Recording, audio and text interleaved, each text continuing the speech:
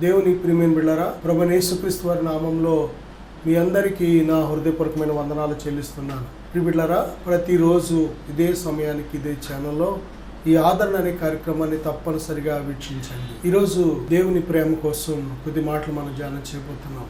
దేవుని బిడ్డలారా, ఈ యొక్క వాక్య సందేశానికి వెళ్లే ముందుగా చిన్న ప్రార్థన చేసుకుందాం. దేవుని ఆత్మ సహాయం మనం కోరుకుందాం. పరిశుద్ధుడా, ఘనమైన తండ్రి, మహోన్నతుడా, మహాగణుడా, మాట్లాడే దైవమా, మాతో మాట్లాడండి ప్రభా. వినే చెవి, గ్రహించే హృదయం మా అందరికీ దయచే తండ్రి. మాతో మాట్లాడండి ప్రభా. ఓ తండ్రి, ఈ యొక్క మీడియా ద్వారా ఎంతమంది వాక్యాన్ని ఆలకిస్తున్నారో వారందరినీ మీ స్వాధీనపరచుకో తండ్రి. నాయనా, మీ పరిశుద్ధాత్మ కుమ్మరింపు మా అందరిపై దయచేయమని, మాట్లాడమని, మీ స్వాధీనపరచుకొని నాయనా, మీ స్వాధీనపరచుకొని మరి మా బ్రతుకులను దీవించుమని యేసు నామములో ప్రార్థిస్తున్నాం తండ్రి, ఆమేన్. ప్రియబిడ్డలారా, దేవుడు నిన్ను ప్రేమిస్తున్నాడు. యేసుక్రీస్తు ప్రభువారు నిన్ను ప్రేమిస్తున్నారు. నా సహోదరుడా, నా సహోదరి, ప్రభువైన యేసుక్రీస్తు వారు నిన్ను ప్రేమిస్తున్నారు. నేను ఎంతగా ప్రేమిస్తున్నారు అంటే ఆ ప్రేమకు హద్దు లేదు, ఆ ప్రేమకు కొలత లేదు. ఈ లోకంలో ఏ మనిషి ప్రేమనైనా మనం కొలవచ్చు. ఈ లోకంలో ఏ పరిస్థితుల ప్రేమనైనా మనం కొలవచ్చు. ఈ లోకంలో ఎవ్వరు చూపించే ప్రేమనైనా మనం కొలవచ్చు. కానీ దేవుడు చూపిస్తున్న ప్రేమను ఏ నరుడు కొలవలేడు. దేవుని ప్రేమను కొలవడానికి ఎటువంటి యంత్రం కూడా లేదు. దేవుని బిడ్డ, నిజమే, దేవుని ప్రేమ లోతు, ఎత్తు, పొడుగు, వెడల్పు ఎంత అనేది కొలవడానికి ఎవ్వరికి కూడా శక్తి చాలదు. ఎందుకంటే అంత గొప్ప ప్రేమ.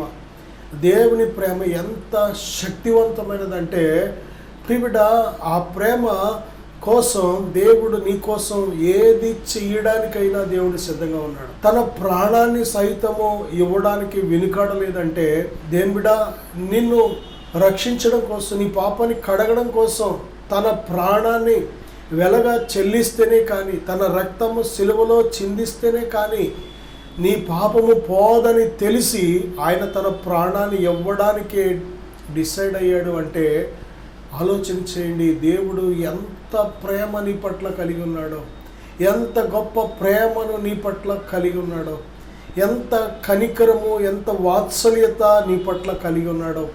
దేవుని ప్రేమ మనకు అర్థమవకే, దేవుని ప్రేమ చాలాసార్లు మన హృదయాలు గ్రహించకే మనం చాలాసార్లు ఆ ప్రేమ ఎంత గొప్ప ప్రేమో తెలియకే ప్రభుని మనం దూషిస్తూ ఉంటాం, ద్వేషిస్తూ ఉంటాం, లెక్కలేనట్లు ప్రవర్తిస్తూ ఉంటాం. దేవుని ప్రేమ శక్తి తెలిసినట్లయితే మన బ్రతుకంతయు కూడా ప్రభు కోసమే మనం బ్రతుకుతాం. మన బ్రతుకంతయు ప్రభు నిమిత్తమే బ్రతుకుతాం. మన బ్రతుకంతా కూడా ప్రభుకు సాక్షిగా బ్రతుకుతాం. ప్రభు ప్రేమ తెలిసినట్లయితే, దేని బిడ్డ, ప్రభు నిన్ను ఎంత ప్రేమిస్తున్నాడో తెలిసినట్లయితే నువ్వు కృంగిపోవు, నువ్వు ఏడవవు, నువ్వు కన్నీరు కార్చవు, నువ్వు దిగులు పడవు, నువ్వు చింతపడవు, ధైర్యము కలిగి బ్రతుకుతావు. సింహం వలె ధైర్యము కలిగి బ్రతుకుతావు. దేవుడు నేను ఎంత ప్రేమిస్తున్నాడో నువ్వు గ్రహించినట్లయితే ఆ ప్రేమ నీ బ్రతుకంతయు కావలసిన శక్తిని, బలాన్ని ఇస్తుంది. నా సహోదరుడా, సహోదరి, దేవుని ప్రేమ తెలియక, దేవుని ప్రేమ మనకు రుచి తెలియకే, ఆ దేవుని ప్రేమ నీ పట్ల దేవుడు కలిగి ఉన్న ప్రేమ ఎంత గొప్పదో తెలియకే, గ్రహించకే చాలా ఆశీర్వాదాలు మిస్ అయిపోతూ ఉంటాం. ప్రియబిడ్డలారా, బైబిల్ గ్రంథంలో మనం చూసినట్లయితే లూకా సువార్త 15వ అధ్యాయం మనం చూస్తే ఆ యొక్క తప్పిపోయిన కుమారుని గురించిన ఒక ఉపమానం ప్రభు చెప్పారు. దేని బిడ్డలారా, ఒక తండ్రికి 2 కుమారులు ఉన్నారు. అయితే అందులో ఒకడు చిన్నవాడు ఆ తండ్రి దగ్గర కొద్ది కాలముగా ఒక గొడవ పెడుతూ వచ్చాడు. ఏంటంటే, నాకు రావలసిన ఆస్తిలో భాగాన్ని నాకు ఇచ్చేయని. తల్లి తండ్రి బిడ్డల కోసం వారు ఎంత కష్టపడినా బిడ్డల కోసమే. తల్లి తండ్రి వారు చాలాసార్లు సరైన భోజనం చేయకుండా, చాలాసార్లు సరైన విలువైన వస్త్రాలు ధరించకుండా, విలువైన ఆభరణాలు ధరించకుండా, విలువైన భోజనం చేయకుండా వారు తగ్గించుకొని ప్రతి రూపాయి బిడ్డల కోసం ఏదో ఒకటి అమరుస్తూ ఉంటారు. బిడ్డలు బాగుండాలి, రేపొద్దున బిడ్డలకు మంచి ఆధారం ఉండాలి, నా బిడ్డలు అందరిలాగా ఉండకూడదు, నా బిడ్డలు అందరికంటే గొప్ప స్థితిలో ఉండాలని ప్రతి తల్లి, ప్రతి తండ్రి కోరుకునే ఆశ. తల్లి తండ్రి నిద్రాహారాలు మాని ఎంత కష్టపడినా, ఎంత కూడగట్టినా చివరికి ఆ బిడ్డల కోసమే, ఆ బిడ్డల కోసమే కదా అని వారు కూడా అంటూ ఉంటారు. ఎంత సంపాదించినా, తల్లి కష్టపడినా, తండ్రి కష్టపడినా బిడ్డల కోసమే కదా మనం కష్టపడేది, ఇంకా కష్టపడదాం పిల్లల కోసం అని వారు వయసు పెరిగినా సరే, శక్తి తగ్గుతున్నా సరే, ఆ యొక్క బిడ్డల కోసమనే ఆశ వారి లోపల వారిని కష్టపడేలాగా చేస్తూ ఉంటుంది. ఆకలి దప్పులైనా సరే, బలహీనతలైన, అనారోగ్యమైన, నిందలైన, అవమానమైన, శక్తి బలహీనలు అవుతున్నా సరే ఆ బిడ్డల కోసం ఎంత కష్టపడుతూ ఉంటారంటే అంత కష్టపడుతూ ఉంటారు. కారణం ప్రేమ. అది బిడ్డలకు చాలాసార్లు అర్థమవుతుంది. పెళ్ళిళ్ళు అయ్యాక, పెళ్ళాలు వచ్చాక, లేక భర్తలు వచ్చాక మారిపోతూ ఉంటారు. వారి మాటలు విని, వీరి మాటలు విని, చెప్పుడు మాటలు విని ఆ తల్లి తండ్రి ప్రేమను మర్చిపోతూ ఉంటారు. ఆ తల్లి తండ్రి ఎప్పుడు కూడా మేలు కోరేవారే కానీ కీడు కోరేవాళ్ళు కాదు. దేని బిడ్డరా, సమయం వచ్చినప్పుడు ఆ తల్లి తండ్రి బిడ్డల కోసమే కూడగట్టారు కాబట్టి బిడ్డలకు తప్పనిసరిగా వారు ఏమైతే సంపాదించారో, వారు ఏమైతే బిడ్డల కోసం సమకూర్చారో ఒక సమయం వచ్చినప్పుడు వాళ్ళు తప్పనిసరిగా ఇస్తారు. ఒరే నేను పెద్దోడిని అవుతున్నాను, ఇక ముసలిదాన్ని అవుతున్నాను, ముసలోడిని అవుతున్నాను, మీరు పంచుకోండి, రాయించుకోండి, ఇదిగో మీరు పలానాది బాగా ఎలా పంచుకోండి, ఎలా తీసుకోండి, అలా తీసుకోండి వాళ్ళు చెప్తారు. కానీ ఆ సమయం వరకు ఆగరు చాలామంది పిల్లలు. నాది నాకు ఇస్తావా ఇవ్వా, నాకు ఇస్తానన్నది నాకు అర్జెంటుగా ఇస్తావా ఇవ్వ అని పట్టుకుంటూ ఉంటారు. సేమ్ అదే తంతు ఈ చిన్న కుమారుడు. ఈ చిన్న కుమారుడు నాకు రావలసిన ఆస్తిలో భాగం వీడు సంపాదించింది కాదు, కానీ బాబు కష్టపడి సంపాదించింది. అయినా సరే నువ్వు నాకు ఏ భాగం ఇవ్వాలో ఆ భాగం నాకు ఇస్తావా ఇవ్వా అనుకుంటూ కూర్చున్నాడు.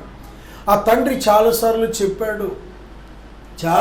చెప్పాడు, ఒరే అప్పుడే కాదు, టైం ఉంది, కంగారు పడకు అని చెబుతుంటే ఈ యొక్క కుమారుడు ఇంకా ఇంకా ఇంకా తండ్రిని విసిగిస్తూ ఉండేవాడు. కారణం ఏంటంటే మరి ముఖ్యంగా ఈ ఆస్తిని అడగడంలో ఒక కారణం ఉంది. పెద్దోడు అడగలేదు, చిన్నోడు అడుగుతున్నాడు.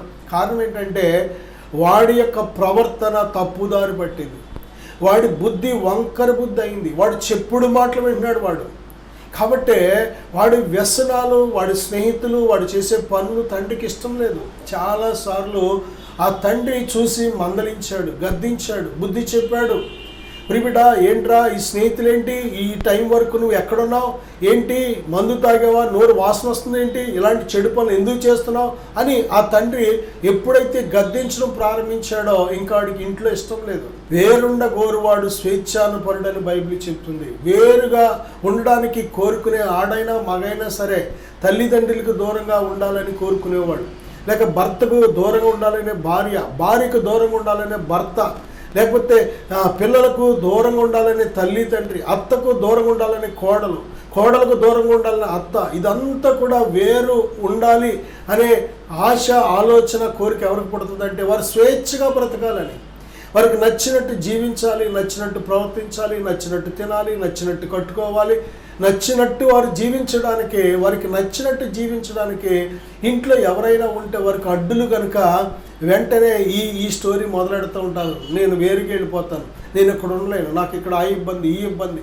ప్రియబిడ్డలారా చూడండి, తండ్రి ఆ బిడ్డలను ఎంత ప్రేమించాడో, ఆ తండ్రి ఆ బిడ్డల కోసం ఎంత కష్టపడి సమకూర్చాడో, ఎంత విలువైన ఆస్తిని కూడా మరి బిడ్డల కోసం దాచిపెట్టాడో. అయితే ఆ తండ్రి ప్రేమ అర్థమవక ఎప్పుడైతే కుమారుడు అడగడం ప్రారంభించాడో, విసిగించడం ప్రారంభించాడో, తండ్రి ఆలోచన చేశాడు, ఇప్పుడు ఇస్తే పాడు చేసేస్తాడు, కానీ నన్ను అపార్థం చేసుకుంటున్నాడు, ఇవ్వకపోతే నన్ను అపార్థం చేసుకుంటున్నాడు, ఇవ్వకపోతే తిరుగుబాటు చేస్తున్నాడు, ఇవ్వకపోతే కోపంతో రెచ్చిపోతున్నాడు, వీడికి ఎప్పుడు బుద్ధి వస్తుంది, ఎలాగ బుద్ధి వస్తుంది అని ఆలోచన చేసి ఏం చేశాడంటే తండ్రి డబ్బు పోయినా పర్లేదు, ఆస్తి పోయినా పర్లేదు, నా కుమారుడికి బుద్ధి వస్తే చాలు అని ఏం చేశాడు అంటే ఆ కుమారుడికి రావలసిన భాగాన్ని ఇచ్చేసాడు. అంతే. ఇవ్వగానే వాడు క్యాష్ చేశాడు. ఆస్తి రూపంలో, వస్తువు రూపంలో, పశువుల రూపంలో, ఏ రూపంలో తండ్రి ఇచ్చాడో, ఆ యొక్క ల్యాండ్ రూపంలో ఇచ్చాడా, హౌస్ రూపంలో ఇచ్చాడా, గోల్డ్ రూపంలో ఇచ్చాడా, మొత్తం కూడా క్యాష్ రూపంలో మార్చేసుకున్నాడేమో. మొత్తం మీద మూట పట్టుకొని వెళ్ళిపోయాడు, దూరంగా వెళ్ళిపోయాడు. ఇక తండ్రికి సమాచారం అందని ప్రాంతానికి. దేని బిడ్డ చూడండి ఎంత భయంకరమైన స్థితితో తండ్రికి దూరంగా ఉండి ఏ కుమారుడు కుమార్తె వర్ధిల్లలేరు. ఏ తల్లి తండ్రికి దూరంగా ఉన్న ఆ పిల్లలు వారు భ్రష్టులైపోతారు. ఎందుకంటే ప్రిబిడ ఈ లోకంలో ఈ కడవరి దినాల్లో మనం చూస్తున్నాం. ఈ కడవరి దినాలు ఎంత భయంకరమైన దినాలు అంటే ఆడ స్నేహితుల్ని నమ్మకూడదు, మగ స్నేహితుల్ని నమ్మకూడదు అనే విధంగా తయారైంది ఈ లోకం. ఇద్దరు ముగ్గురు ఒక్క భ్రష్టుడు ఉన్నాడంటే ఇద్దరు ముగ్గురు స్నేహితులు ఎవడైనా ఒక్కడు భ్రష్టుడు ఒక్కడ భ్రష్టురాలు ఉందంటే మిగిలిన వాళ్ళని కూడా పాడు చేసేసే రకాలు. చక్కటి సామెత ఉంది, దుష్ట సాంగత్యము మంచి నడవడిని చేర్పును. ఎవడైనా ఒక్కడు చెడు కార్యాలు చేస్తున్నాడంటే మిగిలిన వాళ్ళు కూడా ఆశపడుతుండదు, మనం కూడా అలాగే చేస్తే బాగుంటుందేమో, మనం కూడా అలాగే సరదాగా తాగితే, లవ్ చేస్తే, సరదాగా అలాగా సిగరెట్ తాగితే, మందు తాగితే, సినిమాలు చూస్తూ అలాగే ఎంజాయ్ చేస్తే బాగుంటుందని ఆశలు పుడుతూ ఉంటాయి. సాంగత్యాలు, స్నేహాలు చాలా చాలా చాలా జాగ్రత్త. చెడు అలవాట్లు అనేవి రక్త సంబంధులు నేర్పరు, బంధువులు నేర్పరు, ఆత్మీయులు నేర్పరు, తల్లిదండ్రి నేర్పరు, ఇరుగు పొరుగు వారు నేర్పరు, స్కూల్లో మాస్టర్లు నేర్పరు. ఎవరి ద్వారా అబ్బుతాయి తెలుసా? ప్రతి చెడు అలవాటు 99% కేవలము స్నేహితుల ద్వారానే అబ్బుతూ ఉంటాయి. చెడు వ్యసనాలు స్నేహితుల ద్వారా అబ్బుతూ ఉంటాయి, చెడు పనులు స్నేహితుల ద్వారానే అబ్బుతూ ఉంటాయి. దేని బిడ్డ, ఈరోజు ఎంతోమంది అనారోగ్యాలు తెచ్చుకుంటున్నారు, చెడు పనులు చేసి వారి యొక్క జీవితాలను అర్ధంతరంగా ముగించుకుంటున్నారు. దేని బిడ్డరా, చెడు స్నేహాలు చేసి వారి ద్వారా చెడు అలవాట్లు నేర్చుకొని వారి జీవితాల్లో వారి యొక్క అన్ని విషయాల్లో కూడా చాలా నష్టాన్ని, కష్టాన్ని తెచ్చుకుంటున్న బిడ్డలు మనం చూస్తున్నాం. దేవుని ప్రియమైన బిడ్డలారా, నువ్వు బాగుండాలని కోరుతున్నాడు దేవుడు, నువ్వు సంతోషంగా ఉండాలని దేవుడు కోరుతున్నాడు, నువ్వు ఆరోగ్యంగా ఉండాలని దేవుడు కోరుతున్నాడు, నువ్వు నిత్యము ఆనందించే బిడ్డగా ఉండాలని దేవుడు కోరుతున్నాడు. దేవుడు ఎంత గొప్ప ప్రేమ స్వరూపం, కానీ దేవుని ప్రేమ అర్థం అవట్లేదు. యోహాను సువార్త 15:5 ప్రభు చెప్తున్నారు కదా, నాకు దూరంగా ఉండి మీరేమీ చేయలేరు. వాడు తండ్రికి దూరంగా వెళ్ళిపోయాడు. ఎందుకో తెలుసా? ఒక గొప్ప పని చేయడానికి కాదు, ఒక మంచి పని చేయడానికి కాదు, ఒక మేలుకరమైన పని చేయడానికి కాదు. ఏం చేయడానికి వెళ్ళాడు అంటే చెడు పనులు చేయడానికి వెళ్ళాడు, దుర్వ్యాపారం చేయడానికి వెళ్ళాడు, దుష్ట సాంగత్యాలతో దుష్ట పనులు చేయడానికి వెళ్ళాడు. వాడు కష్టపడి ₹1 సంపాదిస్తే వాడికి విలువ తెలిసేది, తండ్రి సంపాదించి పెట్టాడేమో వాడికి విలువ తెలియలేదు. అందుకే తండ్రి, నా కుమారుడు ఒకవేళ వాడికి ఇచ్చిన ఆస్తి పోయినా పర్లేదు, కానీ వాడు బుద్ధి వస్తే చాలు, వాడు మనసు మారితే చాలు, వాడి యొక్క ఆత్మ రక్షించబడితే చాలు అనే ఉద్దేశంతోనే ఆ తండ్రి ఆస్తిని ఇచ్చేశాడు. ప్రియబిడ్డలారా, ఇవ్వకపోతే బ్రతికినంతకాలం తండ్రిని అపార్థం చేసుకుంటూ ఉంటాడు. నువ్వు ఇవ్వలేక వాళ్ళే నేను ఇలాగ పాడైపోయాను, నువ్వు ఇస్తే ఈ పాటికి నేను వ్యాపారం చేసి కోట్లు సంపాదించేదినని ఎదురు అబండాలు వేస్తూ ఉంటాడు వాడు. నువ్వు ఇవ్వకే, నాకు ఇస్తానన్న భాగం ఇవ్వకే, నా భవిష్యత్తులో నాశనం అయిపోయిందని తండ్రి మీద ఎదురు అబండాలు నిందలు వేసే రకం అది. కాబట్టి అలాంటి వాడికి ఆస్తి కంటే ముఖ్యం, వాడికి బుద్ధి రావాలి అంటే ఇచ్చేయడం మంచిది. నా సహోదరుడు, ఆ సహోదరి, చాలా కుటుంబాల్లో తల్లిదండ్రులు ఎదుర్కొంటున్న సమస్య ఇదే. ఇక్కడ తప్పిపోయిన కుమారుడు దేని బిడ్డలారా, మనమైతే ఆ తండ్రి ఎవరంటే పరలోకపు తండ్రి. ఈరోజు మనం అందరము కూడా దేవుడు మనకిచ్చిన విలువైన ఆస్తి. ఆత్మ అనేది దేవుడిచ్చిన విలువైన ఆస్తి, ప్రాణం అనేది విలువైన ఆస్తి, శరీరం అనేది విలువైన ఆస్తి. ఈ లోకంలో దేవుడు నివసించే స్థలము మన దేహము. ఆయన మహోన్నతమైన పరిశుద్ధ స్థలంలో నివసించే దేవుడు. రెండవదిగా ఆయన నివసించడానికి కోరుకున్న స్థలం ఎక్కడో తెలుసా? ప్రిబిడ, ఆయన నీ దేహములో నివాసం చేయాలని ఆశపడుతున్నాడు. ఆయన నీ దేహములో నివాసము చేయాలని ఆశపడుతున్నాడు. మీ దేహము దేవుని ఆలయమనియు దేవుని ఆత్మ మీలో నివసించుచున్నాడనియు మీరు ఎరుగరా? నీకు తెలీదా? నీ దేహము దేవుని ఆలయం. ఆ ఆలయాన్ని త్రాగుడుతోనో, వ్యభిచారంతోనో, చుట్టలతోనో, సిగరెట్లతోనో, అపవిత్రమైన వాటిని చూచడంతోనో, అపవిత్రమైన మాటలు మాట్లాడడంతోనో, లేకపోతే దుష్ట సాంగత్యాలతో విలువైన జీవితాన్ని ఖర్చు పెట్టేసినట్లయితే ఒక దినాన తప్పనిసరిగా దేవుని సింహాసనం ముందు లెక్క చెప్పాలి.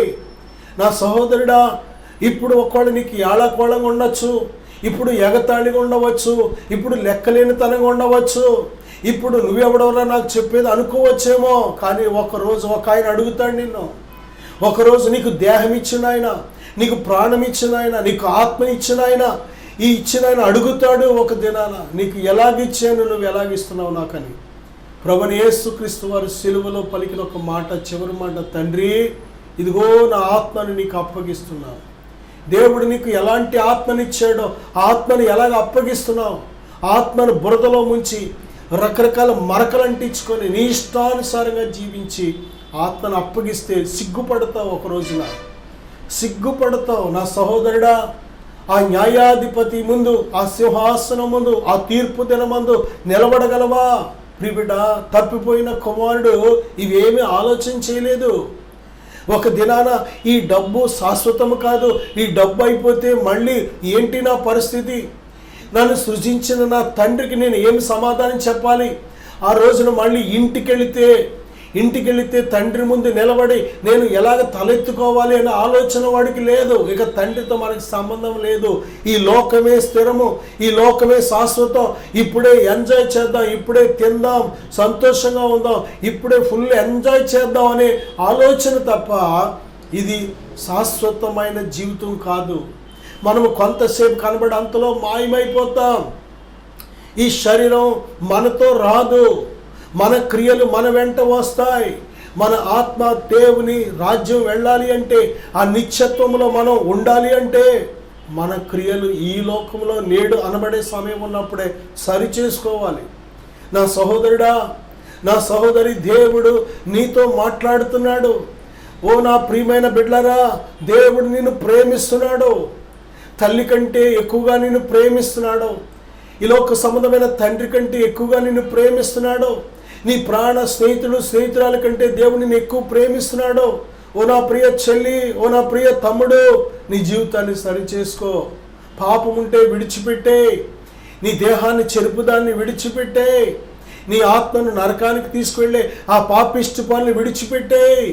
సమయం ఉన్నప్పుడే నీ జీవితం అన్నిటిని చక్కబెట్టుకో. దీపం ఆరిపోయిన తర్వాత ఇక చక్కబెట్టుకోవడానికి కుదరదు. మన కళ్ళ ముందు చూస్తున్నాం ఎంతమంది యవ్వన బిడ్డలు ఎంతగా వారి జీవితాలను పతనం చేసుకుంటున్నారో, నాశనం చేసుకుంటున్నారో, ముగించేసుకుంటున్నారో చూస్తున్నాం. అలాంటి కీడు నీకు జరగకుండా ఉండాలి అంటే దేని బిడ్డ, దేవుని మాటకు లోబడు. ఆ తండ్రి చెప్పినప్పుడు, గద్దించినప్పుడు విసుక్కోవద్దు. ప్రియబిడ్డ, తప్పిపోయిన కుమారుడు తండ్రి దగ్గర ఉన్నంతసేపు విసుక్కోవడమే, తిట్టుకోవడమే, తండ్రిని అపార్థం చేసుకోవడమే. ఈరోజు తల్లి తండ్రిని ఎప్పుడు తిట్టుకొని అపార్థం చేసుకొని ప్రియబిడ్డ తిరుగుబాటు చేసి వాళ్ళని కని పెంచి పెద్ద చేసిన తల్లిదండ్రికి ఏమాత్రం సుఖం లేకుండా, సంతోషం లేకుండా ఎంతమంది పిల్లలు ఈ విధంగా బ్రతుకుతున్నారో. దేని ప్రియబిడ్డ, నీ ఆత్మీయ జీవితాన్ని ఒక్కసారి ఆలోచన చెయ్యి. అన్నిటి కోసం ఆలోచన చేస్తావే, నీ జీవితం దేవుని దృష్టిలో ఎలాగుంది? దేవుడు హృదయాన్ని, అంతరంగాన్ని చూసే దేవుడు. మనుష్యుడు పైరూపాన్ని మాత్రమే చూస్తాడు, కానీ దేవుడు నీ హృదయాన్ని, ఆలోచనలను సైతం దేవుడు చూస్తున్నాడు. ఎలాగుంది దేవుని దృష్టిలో? తప్పిపోయిన కుమారుడు ఆ తండ్రికి దూరంగా వెళ్ళి ఏమన్నా వర్ధిల్లాడా అంటే వర్ధిల్లలేదు. దేవునికి దూరంగా ఉండి ఎవ్వరు వర్ధిల్లలేరు. నా జీవితంలో దేవునికి దూరంగా ఉన్నంతకాలం నేను పాడైపోయాను. దేవుని భయం లేనంతకాలం చెడిపోయాను. నా మట్టుకు నేనే యేసుక్రీస్తు ప్రభువుని తృణీకరించినంతకాలం, దూషించినంతకాలం, అవమానించినంతకాలం, ఆయన నమ్మలేనంతకాలం నా జీవితం అంతా కూడా చిందరబందర అయిపోయింది. ఎప్పుడైతే నా జీవితం ఆయనకు సమర్పించానో, ఎప్పుడైతే ఆయన యందు భయభక్తులు నిలపడం ప్రారంభించానో, ఆయన మాటకు లోబడడం ఎప్పుడైతే ప్రారంభించానో, నా జీవితం ఆశీర్వదించడం ప్రారంభించింది. నా జీవితం వర్ధిల్లడం ప్రారంభించింది. నేను చేసే ప్రతిదీ సఫలమవ్వడం ప్రారంభించింది. నా సహోదరుడా, నా సహోదరి, తల్లి గర్భంలో నిన్ను నిర్మించిన పరలోకపు తండ్రికి దూరంగా ఉండి నువ్వు ఏమీ చేయలేవు. ఆయన మీద తిరుగుబాటు చేసి, ఆయనను విశ్వసించకుండా, ఆయన మాటకు లోబడకుండా, ఆయన మార్గంలో జీవించకుండా నీ ఇష్టానుసారంగా నువ్వు జీవించినంతకాలం అది నీకు మేలు కాదు, అది నీకు మంచిది కాదు, అది నీకు శుభము కాదు. తల్లిని తండ్రిని బాధ పెట్టేవాడంట, బుద్ధిహీనుడంట. బుద్ధి లేని కుమారుడు తల్లికి దుఃఖం తీసుకొస్తాడంట, తండ్రికి వేదన తీసుకొస్తాడంట. మన పరలోకం తండ్రికి దుఃఖము, వేదన తీసుకొచ్చి బిడ్డలుగా మనం ఉన్నామా? దేవుడు ఈ భూమిని మన కోసం చేశాడు. ఈ భూమి మీద సమస్తాన్ని మన కోసం చేశాడు. ఈ భూమి మీద సమస్త ఎలిమెంట్స్ని మన కోసం చేశాడు దేవుడు. నా సహోదరుడా, ఈ సమస్త భూమిని మన చేతిలో పెట్టాడు, కానీ మనము సాతాను చేతిలో పెట్టాం. సాతాను మోసపరిచి మనను మన చేతుల నుంచి వాడు తీసేసుకున్నాడు. కానీ ప్రభుని యేసుక్రీస్తు ద్వారా తిరిగి దేవుడు మనం పోగొట్టుకున్న ప్రతీదీ మనకు దేవుడు అందిస్తున్నాడు. ఆ తప్పిపోయిన కుమారుడు దేని బిడ్డ వెళ్ళి ఏం చేశాడు అంటే దుర్వ్యాపారం చేశాడు. దుర్వ్యాపారం అంటే చెడు పనులు, చెడు వ్యసనాలు, చేయకూడని పాపిష్టి పనులు, అపవిత్రమైన పనులు. దేని బిడ్డ రకరకాల దుష్ట సాంగత్యాలతో రకరకాల దుర్మార్గపు పనులు చేశాడు. ఆ డబ్బంతా కూడా అయిపోయింది చివరికి. ఇక ఎప్పుడైతే డబ్బు అయిపోయిందో తను పిలిచినా ఎవడం మాట్లాడతలేదు, జవాబు ఇవ్వట్లేదు. ఆ తప్పిపోయిన కుమారుడు దేని బిడ్డ తన దగ్గర ధనమంతా అయిపోయిన తర్వాత అప్పుడు వరకు ఎవరెవరికి ఎంత డబ్బు పంచాడో విసిరాడో ఆ స్త్రీలు కానీ ఆ స్నేహితులు కానీ ఆ పురుషులు కానీ ఎవడో తన దగ్గర రావట్లేదు. ఆకలేస్తుంది. దేని బిడ్డ చూడండి, అందరి ముందు ఆ డబ్బున్నంత కాలం చాలా జల్సాగా బ్రతికాడు. కాబట్టి ఇప్పుడు ఆకలేసి ఏమండి నాకైనా పని చెప్పండి అంటే, ఒరే బాబు నువ్వు ఇప్పుడు దాకా జలసారాయుడుగా బ్రతికావు, నీకు మేము పని చెప్పేంత రోడ్డు కాదనుకొని ఎవడకు వాడు అవతల పొమ్మన్నాడు. లాస్ట్గా ఆకలేస్తుంటే ఏమి చేయాలో తెలియక ఒక పందులు యజమాని దగ్గరికి వెళ్ళి అక్కడ అయ్యా నాకు ఏదైనా పని చెప్పండి అంటే ఆయన తన పందులు మేపమన్నాడు. ఆ పందులు మేపుతున్నాడు. ఆ పందులు మేపుతుంటే దేని బిడ్డ ఆకలేస్తుంది. పందులు తినే పొట్టుతో కడుపు నింపుకొని ఆశపడ్డాడు, కానీ పందులు కూడా పొట్టును తినవలేదు. ఆ పందులే ఆకలితో ఉండి ఆ పందులే వాటికి పెట్టిన ఆహారాన్ని ఎంతో బిజీగా తింటున్నాయి. అప్పుడు వచ్చింది బుద్ధి. అప్పుడు తండ్రి జ్ఞాపకం వచ్చాడు. పందులు తినే పొట్టుతో తన కడుపు నింపుకొని ఆశపడినప్పుడు అప్పుడు బుద్ధి వచ్చింది. అయ్యో నా తండ్రి ఇంట అనేకమైన కూలివాంటకు అన్నం సమృద్ధిగా ఉంది, నేను ఇక్కడ ఆకలితో చచ్చిపోతున్నాను. నేను నా తండ్రి వద్దకు వెళ్ళి, తండ్రి నేను నిన్ను తండ్రి అనడానికి నాకు యోగ్యత లేదు, నేను పరలోకమునకు విరోధముగాను నీ ఎదుటను పాపం చేశానని నీ పనివారిలో ఒక్కడిగా నన్ను పెట్టుకో అయ్యా అని నేను అడుగుతాను ఇంకా అని తన్ను తాను తగ్గించుకొని ఏం చేశాడంటే తండ్రి వైపు ప్రయాణం ప్రారంభించాడు. ప్రియబిడ్డ, బుద్ధి అంటే దేవునిని తెలుసుకోవడం, బుద్ధి అంటే దేవుని వైపు తిరగడం, బుద్ధి అంటే నీ హృదయాన్ని దేవునికి సమర్పించడం, బుద్ధి అంటే ఎంతకాలం చేసిన చెడు పనులు, పాపిష్టి పనులు, దుర్మార్గ పనులు విడిచిపెట్టడం. బుద్ధి అంటే పుస్తకాలు కాదు, బుద్ధి అంటే సర్టిఫికెట్లు కాదు, బుద్ధి అంటే చదువుకునే సర్టిఫికెట్లు, చదువుకునే పుస్తకాలు కాదు. బుద్ధి అంటే పాపాన్ని విడిచిపెట్టడం, బుద్ధి అంటే దేవుని వైపు తిరగడం, బుద్ధి అంటే దేవుని కోసం బ్రతకాలనే ఆలోచన, బుద్ధి అంటే పరిశుద్ధంగా బ్రతకడం, నీతిగా బ్రతకడం, భయభక్తులు కలిగి బ్రతకడం, ఇతరులకు ఆశీర్వాదకరంగా మేలుకరంగా బ్రతకడం. ప్రియబిడ్డ, ఎప్పుడైతే బుద్ధి వచ్చిందో తండ్రి దగ్గరికి వెళ్ళిపోయాడు. ఇంకా ఆ కుమారుడు దూరంగా ఉండగానే తండ్రి ఎప్పటి నుంచి ఎదురు చూస్తున్నాడో ఈ కుమారుడు వెళ్ళిన దగ్గర నుంచి ఎదురు చూస్తూనే ఉన్నాడు. ఆయన ప్రియబిడ్డ తలుపును కూడా తీసే ఉంచాడు. నా కుమారుడు ఏ సమయంలోనైనా వస్తాడేమో, తలుపు వేస్తుందని గమ్ముని వెళ్ళిపోతాడేమో అని తలుపులు తెరిచే ఉంచాడు. దేవుని హృదయం అది, దేవుని హృదయం. చేతులు చాపి లోబడనల్లని వారి వైపు దినమంతా చేతులు చాపి ఎదురు చూస్తున్నాడు, చూసావా? అది దేవుని హృదయం, దేవుని ప్రేమ. నువ్వు నమ్మినా నమ్మకపోయినా, వచ్చినా రాకపోయినా, లోబడినా లోబడకపోయినా నీ వైపు తన చేతులు చాపి ఎదురు చూస్తున్నాడు, నీ వైపు తన కన్నులు తేరి చూస్తున్నాడు, ఎప్పుడు వస్తావా అని. ఇంకా కుమారుడు దూరంగా ఉండగానే తండ్రి గుర్తుపెట్టాడు. అయ్యో నా కుమారుడు వస్తున్నాడు అని పరిగెట్టుకొని వెళ్ళిపోయాడు. కొడుకు నడుచుకుంటూ మెల్లగా వస్తున్నాడు. తిడతాడేమో, ఏమన్నా అంటాడేమో, కొడతాడేమో, లేకపోతే నేను ఆ రోజు వెళ్ళిపోయేటప్పుడు ఇలాగా డబ్బంతా పట్టుకెళ్ళిపోయిన అదంతా ఏమైందని అడుగుతాడేమో అనుకొని అనేక రకాల ఒకళ్ళ ఆలోచనతో నెమ్మదంగా వస్తున్నాడు నడుచుకుంటూ. కానీ తండ్రి అయితే డబ్బు కాదు నాకు ముఖ్యం, ఆ డబ్బు పోయినా పర్లేదు, నా కుమారుడు వస్తే నాకు చాలు. దేవుని బిడ్డ, దేవుని ఎంత గొప్ప ప్రేమ, దేవునిది ఎంత గొప్ప ప్రేమ ఒక్కసారి ఆలోచన చేయి నా సహోదరుడా, సహోదరి.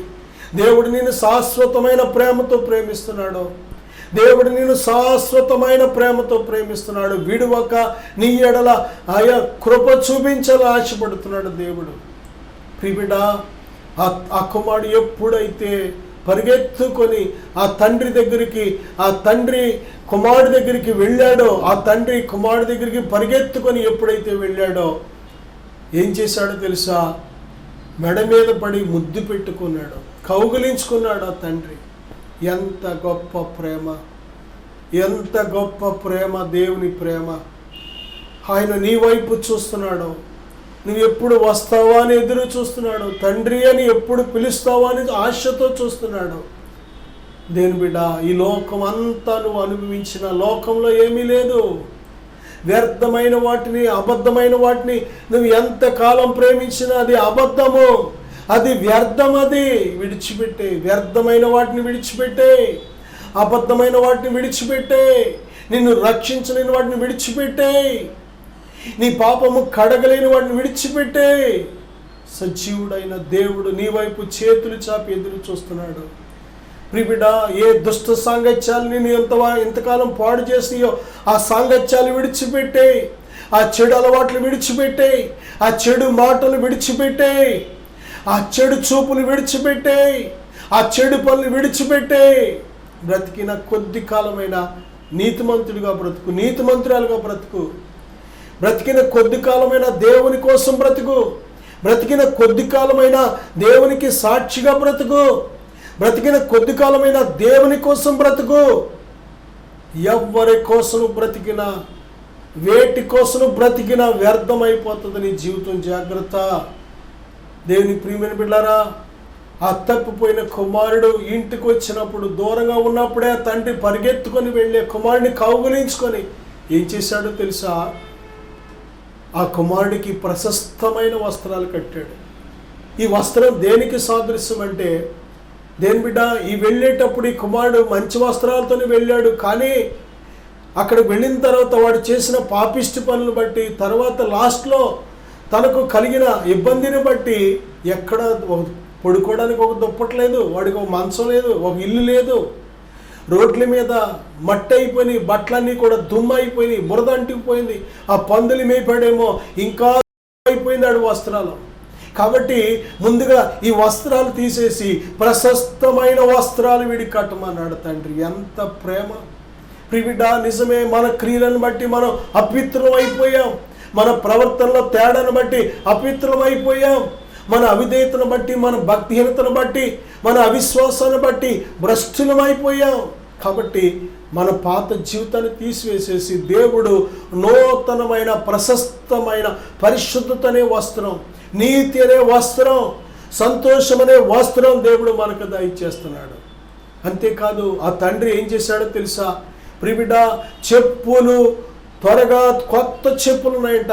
ఆ చెప్పులు ఆ కుమారుడి కోసం సిద్ధపరిచి ఉంచాడు. ఆ చెప్పులు తొడగమన్నాడు. రక్షణ, రక్షణ. తప్పిపోయిన నువ్వు మళ్ళీ తిరిగి పరలోకపు తండ్రితో సహవాసం. రక్షణ అంటే నీకు అంటుకున్న పాపపు మరకలను కడిగి దేవుడు నిన్ను తన బిడ్డగా అంగీకరించడం, తన రక్తముతో నిన్ను కడిగి తన పరిశుద్ధాత్మతో నిన్ను ముద్రించడం. ఎంత గొప్ప రక్షణనే చెప్పులు తొడిగాడు. అంతేకాదు దేవుని బిడ్డలారా, ఉంగరాన్ని తీసుకొచ్చి పెట్టమన్నాడు. ఉంగరం దేనికి సాదృశ్యం అంటే అధికారానికి సాదృశ్యం. యోహాను సువార్త 1:12 తను ఎందరు అంగీకరించారు వారికి అందరికీ దేవుని పిల్లలగుటకు ఆయన అధికారం అనుగ్రహించెను. పరిశుద్ధాత్మ దేవుడు నీలో ఉన్నప్పుడు దేవుని బిడ్డ, దేవుని ఆత్మ చేత ఎందరు నడిపించబడిన వారందరూ దేవుని కుమారులయ్యిందురు. ప్రభుని యేసుక్రీస్తునందు విశ్వాసం ఉంచిన నీవు దేవుని కుమారుడిగా, కుమార్తెగా గొప్ప అధికారము చేత దేవుని అభిషేకిస్తున్నాడు. తెలుసా? దేవుని కుమారుడు, కుమార్తె అనిపించుకున్నట్టు కంటే ఈ లోకంలో గొప్పదేమీ లేదు. మన ఇంటి పేరు చెప్పి మనం గొప్పగా ఫీల్ అవుతూ ఉంటాం. మన తల్లిదండ్రి పేరు, తాత ముత్తాతల పేరులో చెప్పుకొని గొప్పగా ఫీల్ అవుతూ ఉంటాం. ఈ లోక సంబంధమైన కొన్ని స్టేటస్లు పెట్టుకొని కొన్ని మాటలు వాడుకుంటూ మనల్ని మనం గొప్పగా హెచ్చించుకుంటూ ఉంటాం. ఇవన్నీ కూడా ఈ మనుషులు మెచ్చుకునేవి, మనుషులకి మాత్రమే. కానీ దేవుని దృష్టిలో ప్రియబిడ్డ, నీ శత్రువైన సాతాను దృష్టిలో నువ్వు గొప్పవానిగా ఉండాలి అంటే దేవునిని బట్టి నువ్వు అతిశయించే బిడ్డగా ఉండాలి. శత్రువు నిన్ను చూసి బెదరాలి అంటే, శత్రువు నిన్ను చూసి వాడు పారిపోవాలంటే దేవుని కుమారుడుగా, దేవుని కుమార్తెగా అనిపించుకునే బిడ్డ స్థానాన్ని నువ్వు కలిగి ఉండాలి. నా సహోదరుడా, దేవుని దృష్టిలో మనం గొప్పవారవ్వాలంటే బైబిల్ చెబుతుంది, ఎవడు దీనుడై తను తాను తగ్గించుకుంటాడో వానినే దేవుడు దృష్టిస్తున్నాడంట. తను తాను తగ్గించుకునే వాడిని దేవుడు హెచ్చిస్తున్నాడు. దేని బిడ్డ, నీకోసం చిన్న ప్రార్థన చేస్తాను, విశ్వాసంతో ఏకీవిద్దాం. పరిశుద్ధుడా, ఘనమైన తండ్రి, ఇప్పుడే నాయన ఇదిగో నీ బిడ్డలు దర్శించండి, తిరిగి మీతో అంటుగట్టండి. మీరిచ్చే ప్రశస్తమైన వస్త్రం, ఆ చెప్పులు, ఉంగరాన్ని నీ బిడ్డలు మళ్ళీ తిరిగి అనుభవించటకు సహాయం దయచేయమని యేసు నామములో ప్రార్థిస్తున్నాను తండ్రి. ఆమేన్. God bless you.